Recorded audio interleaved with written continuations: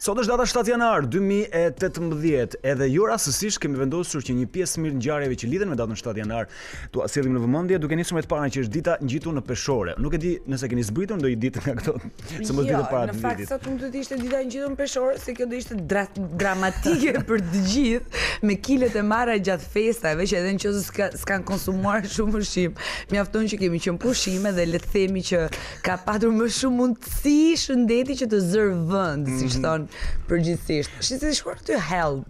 Bie sa mirë pas ka bërë thonjë. Sa bukur është dita bëni dhe thonjë tek sa në peshore. Kjo është një ditë në fakt që besoj se ekziston që prej kohës kur festojnë Krishtlindjet dhe viti i ri dhe të gjithë në fakt duhet të mbledhin mendjen për të hequr qafe gjitha kilet që kanë shtuar për shkak të mbingrënies apo gjërave të mira që ka dhe njerëz si puna ime që i gëzojnë kilet të marra. Ose ka dhe njerëz që nuk marrin asnjë kile si puna ime në për vit të ri. Është mërshme, do të thënë ti i ke bërë ball të gjithë menus së festave. Po, në mënyrë të dhe ke vijuar me dietën tënde fantastike. Bravo të qof. Faleminderit shumë. Unë s'ta bëja kur. Mirë, kjo ishte dita e ngjitur në peshore. Kaq se m'kapi uria. Po, me kujdes, shkojmë tani tek dita 7 janari i vitit 1887 për Thomas Stevens përfundon udhëtimin e parë rreth botës me biçikletë. Ai e nisi udhëtimin në prill të 1884 nga San Francisco në Boston, me anije shkoi në Angli përsëri me biçikletë, me anije përsëri me biçikletë në Francë, Gjermani, Austri, Hungari dhe Ballkan, për andej në Anadol, Armeni, Kurdistan, Irak dhe Iran. Më pas në Konstantinopol, Indi, Hong Kong, Kinë dhe Japoni, për tu kthyer më pas sërish në San Francisco, letra dhe raporte që ai dërgonte gjatë udhëtimit për revistën Harper u përmblodhen më pas në një libër 2 vëllimësh prej rreth 1000 faqesh, Around the World with a Bicycle. Okej, ndërkohë, gjithashtu në 7 janar 1797 kësaj radhe është përdorur flamuri modern italian që është tringjyshi. Edhe përbëhet nga këto tre shiritat me gjerësi të barabartë vertikale, edhe besohet që e gjerëpra përfaqëson shpresën, e bardhë besimit dhe kuqja dashurinë hyjnore. Këto ngjyra gjithashtu referohen tre virtyteve teologjike: besim, shpresë dhe bamirësi. Po ka shumë teori edhe se për çfarë janë përdorur tre ngjyra dhe pse janë këto tre ngjyra në flamurin amerikan, megjithatë për gjithë ata që po na ndjekin nga Italia gëzuar këtë ditën festën e tyre të flamurit, le të themi, ndërkohë që në fakt 7 janari na kujton gjithë botës një historinë jo dhe aq të mirë, në fakt një tragjedi që ndodhi pikërisht në zyrat e revistës Charlie Hebdo, ku 2 vëllezër francezë me origjinë arabe hynë në këto zyra dhe ekzekutuan 12 persona dhe plagosën 11 të tjerë. Ishte një ngjarje shumë e rëndë që në fakt mblodhi dhe liderët e gjithë botës më pas në një marshim në emër të paqes. Okej. Ndërkohë, dëgjojmë një këngë tani dhe më pas rikthehemi me studentët në studio. Shumë e bukur dhe kjo, edhe dëgjohet gjithandej. Po, do të kemi me studentët në studio, sepse ju e dini, është njoftuar që ata të rinjnisin në protestat me 7 janar. Edhe studentët kanë qenë shumë sweet këto kohë. Shumë sweet, edhe ne jemi sweet. Ava Max. Ndërkohë, studentët shqiptarë me shumicë rekord duhet thënë votash u shpallën si personazhet e vitit në adresën zyrtare të Top Channel, topvitchannel.tv, ashtu sikurse është bërë traditë tashmë që në ditët e fundit të vitit të hapet një sondazh fillimisht duke propozuar emra të cilët mendohet se mund të jenë kandidat për të qenë pjesë e listës, dhe më pasi zyrtarizohet kjo listë, gjithë kanë mundësi duke shkuar te topvitchannel.tv për të votuar atë që ata mendojnë se ishte personazhi i vitit, dhe në mënyrë le të themi unanime edhe me rekord votash, studentët cilët kanë qenë përfshirë në një prej protestave më të mëdha që kemi parë këto 30 vitet e fundit u shpallën si personazhi i vitit. Do donim të veçonim që me 37.62% të votave kanë shkuar tek studentët, cilët janë renditur në vendin e parë. Në vend të dytë kemi patur me 20.23% votave kleriku musliman imami Elvis Naçi. Në vend të tretë më pas kemi patur me 17% votave gazetarin e Top Channel Mamica, i cili nuk i ndahet sondazhit personazhit vitit në Top Channel. Në vend 4 kryeministri Edi Rama është, si më thon, 3 vende më poshtë studentëve me 9.69% votave. Në listën e 10 më të votuarve gjithashtu gjejmë në vend 5 Arber Ajdarin, në vend 6 këngëtaren Dua Lipa, në vend 7 kryebashkiakun e Tiranës Ervin Veliaj, në vend 8 Flori Mumajesin, në vend 9 Taulant Mukën, zbuluesin e plagjaturave. Taulanti kërkon një plagjatur, i zëvendës ministrin e arsimit për pak ditë. Në vend 10 Lorik Canën ish kapiten e kuqezimit dhe në vend 11 Ojnë e Bijaj kolegen time të Wake Up-it. Ka isa edhe sondazhit.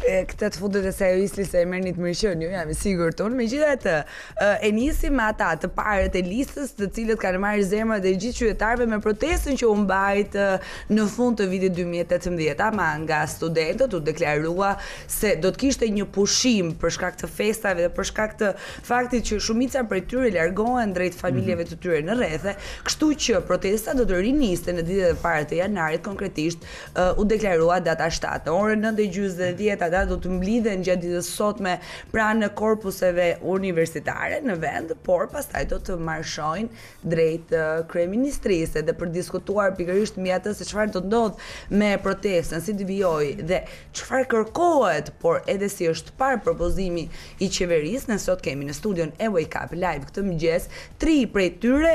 Kemi konkretisht Albi Arapi, mirëmëngjes, student pranë inxhinierisë për informatik. Inva Mamica, studente për mjekësi dhe Çeldo Brahimaj për inxhinieri informatike. Mirëmëngjes, mirë se na erdhët. Mirë se vini. Si do të organizohet protesta ditën e sotme? Si rifillon kjo protestë?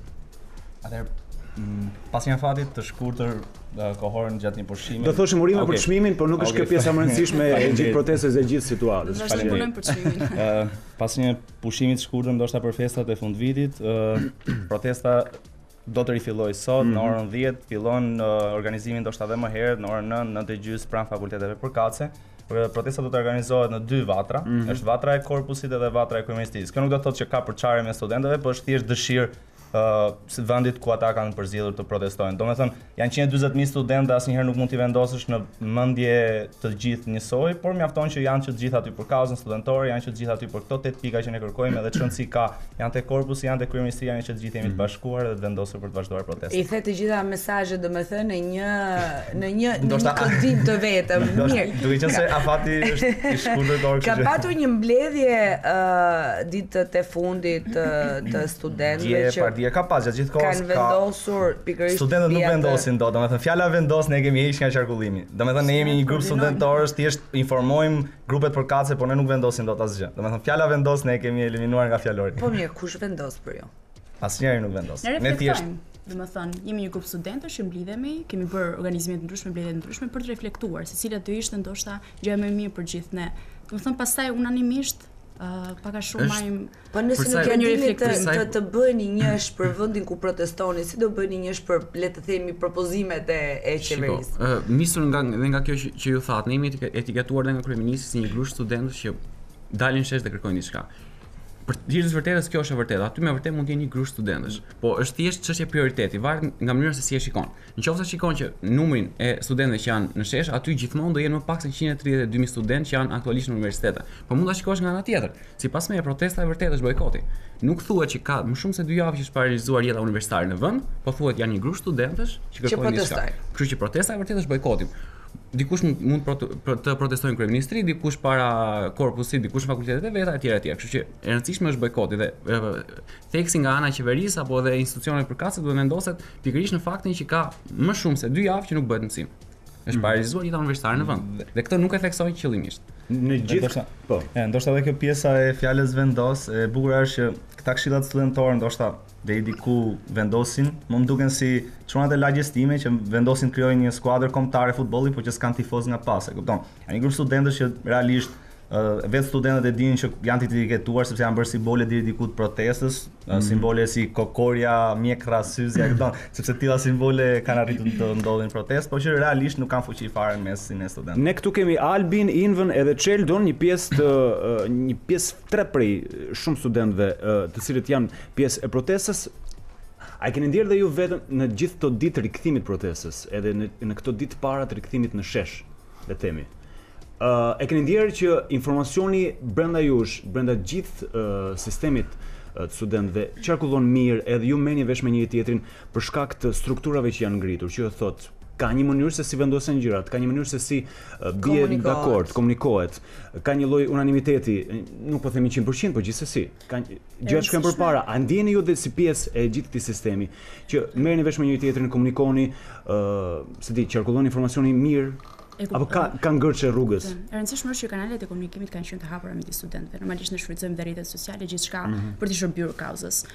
Janë bërë ftesa të shumta dhe në fakultetet, do të thonë që bëhen mbledhje të caktuar në filan fakultet, në mënyrë që të gjithë ju japin një mundësi që të shprehen mendimin e tyre, sepse përdesa themi që nuk ka përfaqësi, normalisht të gjithë janë të barabartë, gjithë janë të njëjtë dhe gjithë janë një lloj të mundshëm për të dhënë reflektimin e tyre mbi çfarë do ndodh më pas. Dhe kjo gjë është bërë, domethënë biem dakord, siç e thamë më parë që bojkoti është te universiteti, është mësim. Pastaj për mënyrën logjistike, praktike, për ku do të zhvillohet protesta, pastaj normalisht, do të thënë, respektojmë një. Si do përshkallëzohet sot? Çfarë do ndodhë sot konkretisht?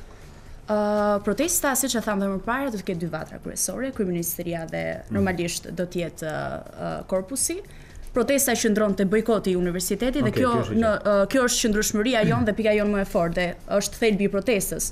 Kështu që për sa i përket pastaj përshkallëzimit do të vendosim në turn, do të vendosim aty në shesh, do masim pulsin se çfarë kërkojmë dhe pastaj do vendosim. Tani gjithë ju jeni ndjeni për paktin për universitetin. Tani pse konsideroni ju që nuk është zgjidhje dhe nuk e konsideroni si zgjidhje të gjithë problematikës? Mund themi që kjo, do të thonë, në vjet trasha, pa futur në teknikalitete, ne kemi kërkuar 2 ulje tarifash dhe arsim cilësor, që normalisht ndihmojnë njëra tjetrën, janë në përputhje me njëra tjetrën. Që te pika e parë që është rritja e buxhetit prej 5%. Domethënë, të shohim paktin për universitetin, kjo gjë nuk është zbatuar. Pra, projekt buxheti për vitin 2019, domethënë u tejkaluar miratua pa rritje, pa asnjë përqind rritje, domethënë për buxhetin arsimor. Normalisht në momentin që ne kërkojmë gjithçka bie në faturë, gjithçka domethënë pastaj bëjmë llogaritet në faturë. Në momentin që nuk ngrihet buxheti, normalisht nuk kemi se si të përmirësojmë arsim cilësor. Kështu që kjo është pika e parë. Pika e dytë është për sa i përket vettingut akademik. Është lënë në një farë mënyrë nga qeveria që të bëhet një lloj vettingu me anë të një programi të caktuar nga ministria dhe më pas vettingu, domethënë strukturimi cilësor të bëhet pikërisht nga universiteti. Por si mundet, domethënë që vetë ato që kanë qenë pjesë e këtij sistemi, vetë ato që ndoshta mund të kenë plagjatur, të përcaktojnë se kush do të ketë ai që ka apo jo plagjatur. Domthonë është një sistem i korruptuar në thelb, kështu që nuk kemi se si bëjmë vërtet vetting akademik. Nuk bën sens edhe shiko, Inva tha, domethënë ato 8 pika që ne kemi janë bërë publike prej kohësh, ato mund të grupohen lehtësisht në nivel ekonomik edhe në nivelin arsimor, siç tha dhe Inva, se mos kemi keq kuptime me pjesën tjetër të studentëve. Ideja është që në atë pak që është propozuar nga kryeministri dhe në draftin paraprak vije re lehtësisht që thelbi i problemit nuk ishte prekur. Siç është pjesa e tarifës që Inva e tha shumë mirë, domethënë është bërë një ndarje në bazë të notës mesatare, që parimisht kjo është shumë e drejtë, por në fakt ne kemi kërkuar rritje të buxhetit për arsimin dhe përgjithësim të tarifës. Dhe pasi bëm përgjithësimin e tarifës, është çdo kush është i lirë që të ndërmarrë iniciativa të tipit bazuar në mesatare. Po kjo nuk është ajo që kërkojmë ne. Ne kërkonim përgjithësim të tarifës vjetore studimit. Megjithatë, të gjithë analistët në vend, gjithë debatin e krijuar pasi nisi dhe protesta juaj, u shprehën se rritja e buxhetit e kërkuar nga ju ishte, le të themi, e pavend, e pa drejt, pasi ishte e tepruar, por problemi vërtet qëndron te keq administrimi i fondeve deri tani dhe i buxhetit që ka qenë i ndarë për arsimin. Kështu që natyrisht të lind pyetja, nëse deri tani këto fonde janë keq administruar, nuk mendoni se edhe pasi të rriten thjesht do keq administrohen edhe asgjë s'do vi tek ju? Shiko, përsa më fal Albi, për sa i përket buxhetit që për arsimin e lartë që ne kemi kërkuar 5% të GDP-s, ky ka qenë premtim elektoral i 2013-s. Kështu që ky është një argument shumë i fortë për ballë tyre, kështu që nuk ka asnjë student. Nuk është çështja si e mendojnë ata, çështja është si e mendojnë ju dhe sa e drejtë duhet jetë kjo gjë. Sepse premtimet elektorale dim shumë mirë se bëhen. Kjo është shumë e drejtë. Dhe mjafton t'ju them një argument. Për kartën e studentit është thënë që për peshën e votës studentit që ne kemi kërkuar 50% është thënë që në asnjë vend të botës nuk ka një shembull të tillë. Dhe kjo është e vërtetë, realisht nuk ka. Po në fakt nuk ka asnjë shembull tjetër në gjithë botën që nuk kanë studentët kartën e studentit dhe gjithashtu nuk kanë buxhetin për arsimin e lartë nuk e kanë të paktën 4%. Në rajon buxheti për arsimin e lartë është 4%. Okej. Kështu që është Ndërkohë mos e merrni çeltën se është duke folur në program live në Top Channel, kështu që do të funi kohë. Kam përshtypjen se jeni pjesë në organizimin sipër, kështu që keni goxha punë. Një prej ngjarjeve më të rëndësishme që mori vëmendjen e gjithëve kanë qenë edhe lëvizjet që janë bërë në kabinet, që thotë kemi dhe shkarkimin e ministres Arsimit, tashmë është ish ministri i Arsimit Lindja Nikola. Si e pat si edhe bien gjysma e memeve shumë interesante të ama nuk shkuan kot. Si e pat si lëvizje, ça menduat? Lëvizja mund të ishte e dura, e mira, nuk e dim, po ne kërkuam 8 pika, jo 8 ministra, e kupton, edhe nuk e di. Ai, kjo ishte e bukur me thënë drejtë. Shef se kishim me. Po mendoni që ndryshon sadopak diçka në gjithë të Fare. Ky nuk është qëllimi i protestës. Qëllimi i protestës janë thjesht ato 8 pika. Po tani ju dilni në shesh, dilni përpara kryeministrisë, dilni te korpusi, dilni në gjithë Shqipërinë, çon si ka vendi le të themi. Nuk ka asnjë reagim. Rama dhe qeveria nuk propozojnë kushte të reja, nuk propozojnë një pakt të ri. Çfarë ndodh me protestën? Protesta vazhdon të qëndrojë. Derisa të plotësohen. Dhe kur themi protestë, në kuptohet bojkot. Flisim për bojkotin, jo vetëm dalje në shesh. Bojkoti ka qenë gjithmonë i pranishëm. Sepse u duk sikur deri më tani pati një përshkallëzim dhe një rënje le të themi të intensitetit për shkak të kësaj zvarritjes. Ne quajmë reflektim i rënje.